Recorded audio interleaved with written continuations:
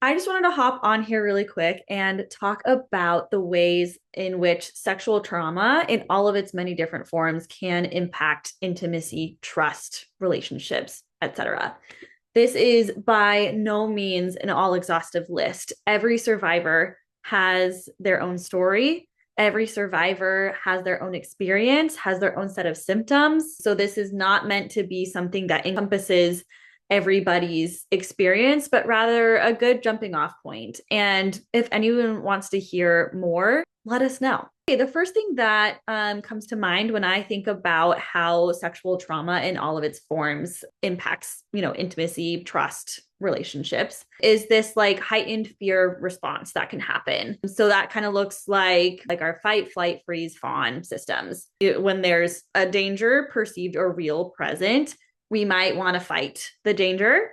We might want to run away from the danger.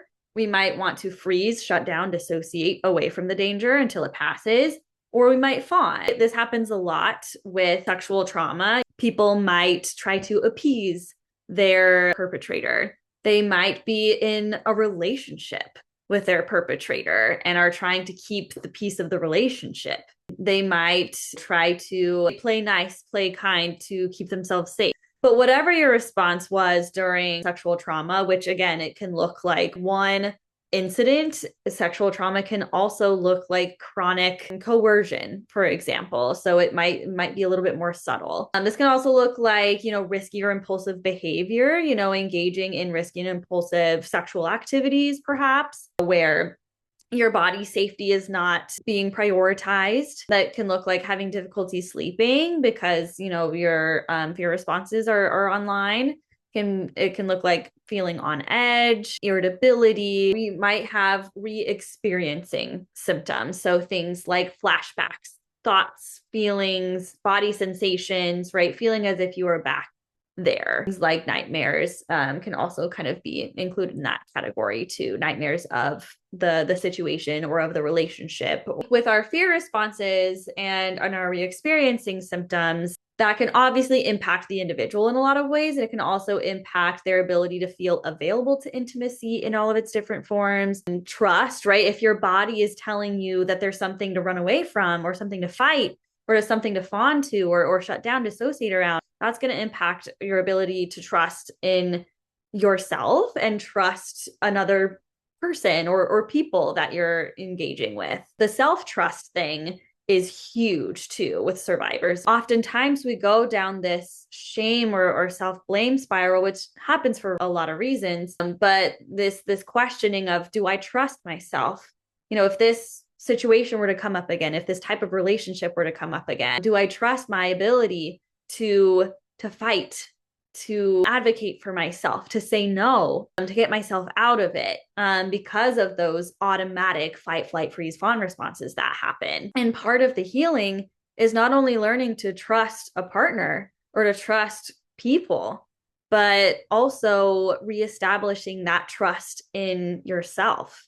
And that comes with a lot of compassion. It comes with a lot of that self-forgiveness. It comes from unpacking the cultural conditioning around victim blaming that is so present. The self-blame and the self-trust too is our brain's attempt at control, in situations where so much was outside of a person's control and so much outside of a person's sense of control over their body. Our brain sometimes latches on to the self-blame and the shame. Why didn't I say this? Why didn't I do that? Because for the most part, we can control us, right?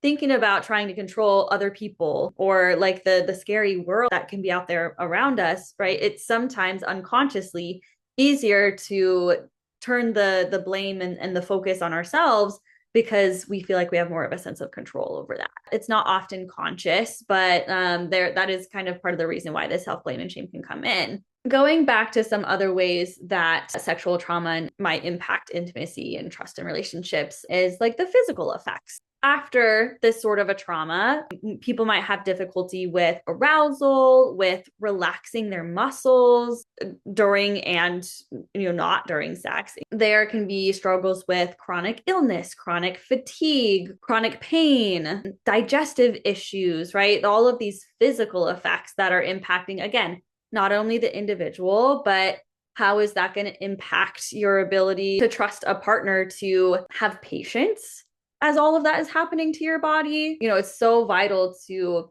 find supportive people and find that support within yourself to understand where some of those physical impacts might be coming from, to have patience around the process of what like foreplay needs to look like for your body, and in what establishing a sense of safety looks like in your body, again, both with yourself and with your partner. Also, there might be a total avoidance of wanting to engage in relationships, avoidance of wanting to engage in sexual intercourse. So much is going on inside of a person's system that has been through sexual trauma in some form, and developing the ability to feel safe and feel comfortable and feel excited even to engage with intimacy with yourself and with other, to engage in trust with yourself and with other, to engage in relationship and connection with yourself and with other.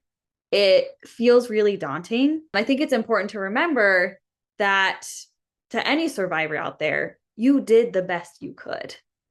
You did the best you could with the tools that you had in the situation that you were in.